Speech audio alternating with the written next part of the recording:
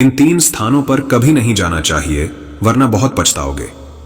1 हंस की 5 ज्ञानवर्धक बातें हमेशा याद रखना। जो व्यक्ति इस कहानी को मन लगाकर सुन लेता है, वो व्यक्ति जीवन में कभी दुखी नहीं होगा और उसके घर में हमेशा सुख शांति बनी रहेगी। कौन सी है वो 5 बातें, आए जानते हैं इस छोटी सी कहानी के माध्यम से। जेठ का महीना था। चिलचिलाती धूप से धरती तप रही थी। दोपहर के समय एक घनी छायादार वृक्ष पर एक उल्लू बैठा हुआ था। वहीं से एक हंस गुजर रहा था। हंस ने देखा कि जंगल के इस एकांत स्थान पर घनी छायादार एक वृक्ष खड़ा है। क्यों न इस पर बैठकर थोड़ी देर विश्राम कर लिया जाए। यही सोचकर हंस भी विश्राम के लिए उस वृक्ष पर उतर गया। पहले से उस पर एक उल्लू बैठा हुआ था। उल्लू को देखकर हंस बोला, अरे भैया, बड़ी भयंकर गर्मी पड़ रही है। लगता है सूर्य आज प्रचंड रूप से चमक रहे हैं। हंस की बात सुनकर उल्लू से रहा नहीं गया। उल्लू कहने लगा, सूर्य? कैसा सूर्य? इस समय गर्मी पड़ रही है, ये बात तो ठीक है, पर यह तो अंधकार के कारण पड़ रही है। मुझे लगता है आप कोई मूर्ख मालूम पड़ते हैं।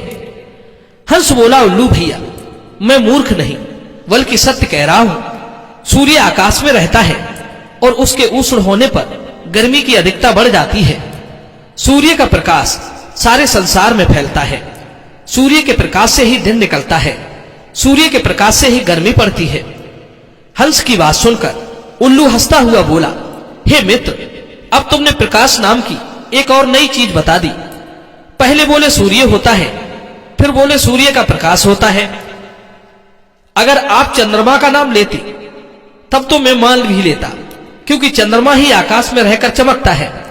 मुझे लगता है कि तुम्हें किसी ने बहका दिया है। सूर्य और प्रकाश नाम की संसार में कोई चीज नहीं होती। मित्रों, इस प्रकार हंस ने उल्लू को जितना समझाने का प्रयास किया, बात उतनी ही उलझती चली गई। कहते हैं, मूर्ख को ज्ञान उपदेश करना, दुष्ट स्त्री का भरण पोषण करना और रोगी के साथ बैठने उठने से विद्वान भी हार जाता है। उल्लू अपनी बात पर अड़ा रहा और हंस अपनी बात पर अड़ा रहा। जब कोई निर्णय नहीं निकला तो उल्लू बोला, हे हंस भाई, यदि आपको मेरी बात सही नहीं जचती है तो चलो हम लोग इस बात को पंचायत में रखेंगे। यहां से थोड़ी दूर पर घने जंगल में एक वट वृक्ष है। उस पर मेरे सैकड़ों बुद्धिमान जाति भाई बंधु रहते हैं। हम अपनी बात लेकर उनके पास चलते हैं। वहां पहुंचकर हमारा झगड़ा खत्म हो जाएगा। मित्रों, अब क्या था, उल्लू हंस को बुलाकर सघन वन में उल्लुओं की नगरी में पहुंच गया, जहां हजारों की संख्या में उल्लू रहते थे। उल्लू और हंस को आया देख सारे उल्लू इकट्ठे हो गए। कहने लगे, क्यों भाई, क्या झगड़ा है? इस प्रकार बहस किस बात को लेकर छिड़ी है? उल्लू बोला, भाइयों, आज मेरा पाला इस मूर्ख हंस से पड़ गया है। ये कहता है कि आकाश में सूर्य चमक रहा है, उसका प्रकाश सारे संसार में फैलता है। वो प्रकाश बहुत उष्ण होता है, इसके कारण गर्मी पड़ती है। उल्लू की बात सुनते ही सारे उल्लू एकदम से हंस पड़े। कहने लगे, क्या वाहियात बात करते हो? दुनिया में ना तो कोई सूर्य की सत्ता है और ना सूर्य का प्रकाश। सारे उल्लू मिलकर हंस पर रौब झाड़ने लगे। कहने लगे, हे हंस, तू किस आधार पर सूर्य और प्रकाश की बात कर रहा है? हमने तो कभी सूर्य जैसी कोई चीज देखी ही नहीं। हंस बोला, हे भाइयों, यदि आपको इतना बड़ा सूर्य और उसका प्रकाश दिखाई नहीं देता तो इसमें सूर्य का क्या दोष है? आंखें बंद कर लेने से यथार्थ नहीं बदल जाता। सूर्य का प्रकाश था, सूर्य का प्रकाश है और हमेशा रहेगा। हंस की बात सुनकर सारे उल्लू उसे मारने के लिए झपटे। कुशल इतनी रही कि उस समय दिन था। उल्लुओं को वृक्षों के अंधकार से बाहर कुछ नहीं दिख रहा था। जैसे तैसे हंस ने वहां से भागकर अपनी जान बचाई। हंस को उड़कर अपनी रक्षा करने में ज्यादा कठिनाई नहीं हुई। उसने उड़ते उड़ते ये 5 बातें बोली। नंबर 1, जहां उल्लुओं का बहुमत हो वहां किसी समझदार को सत्य को साबित करना बहुत कठिन हो जाता है, भले ही उसने सत्य का साक्षात्कार ही क्यों ना किया हो।